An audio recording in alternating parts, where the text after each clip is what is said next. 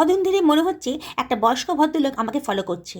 আসলে বাস স্ট্যান্ডটা কলেজ থেকে বেরিয়ে 2-3 মিনিট হাঁটতে হয়। ওই হাঁটার সময়টা আমি লক্ষ্য করি যে কে যেন আমাকে ফলো করছে।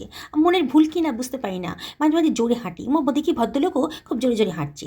হঠাৎ করে গতকাল ভদ্রলোক আমার সামনে এসে হাজির। এসেই বললেন, এই শোনো, তোমার ফোন নাম্বারটা দাও তো। আমি চিৎকার করে বললাম, লজ্জা লাগে না?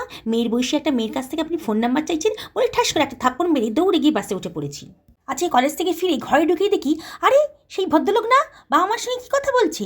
আমাকে ঢুকতে দেখি মা বললো, এই এনাকে প্রণাম কর। আমি থতমত খেয়ে গেছি। ভদ্রলোক আমাকে বললো, আরে না না, থাক থাক, আপনাদের মেয়ে ভীষণ ভালো, আপনাদের ফোন নাম্বারটা জোগাড় করতে আমার যে কী কষ্ট হয়েছে। মা বলতে লাগলো, আর আপনাদের ছেলে? কি ভালো ছেলে বাবা, আমি তো কল্পনা করতে পারিনি এত ভালো ছেলের সাথে আমার মেয়ের বিয়ে দিতে পারবো। আমি ধীর গতিতে এগিয়ে গেলাম ওনাকে প্রণাম করতে। ছি ছি, কী কাজ করেছি আমি, কিছু না বুঝেই আমি ওনাকে